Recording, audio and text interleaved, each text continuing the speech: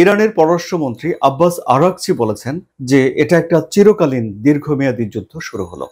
সুপ্রিয় দর্শক, এই যে চিরকালীন এবং যুদ্ধ শুরু হলো যে কথাটি, এই কথাটি মনে রাখবেন, কারণ আমি এখন আপনাদেরকে একটু পেছনের দিকে নিয়ে যাচ্ছি, সেটি 2016 সালের দিকে, যখন ডোনাল্ড ট্রাম্প রিপাবলিকানদের প্রেসিডেন্ট পদপ্রার্থী হওয়ার জন্য লড়ছেন। তখন তিনি পেছনের সারিতে ছিলেন, কিন্তু হঠাৎ করে তিনি সবাইকে ফেলে দিয়ে সামনে চলে এলেন। কিভাবে? কি তার মূল মন্ত্র ছিল? কি তিনি তখন বলেছিলেন?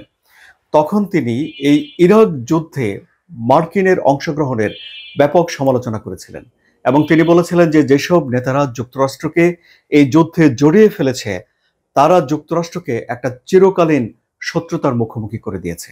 আপনাদের মনে আছে নিশ্চয়ই যে এবার আব্বাস আরাগচি যা বলছেন যে যুক্তরাষ্ট্র একটা চিরকালীন এর ফল পরিণতি ভোগ করবে।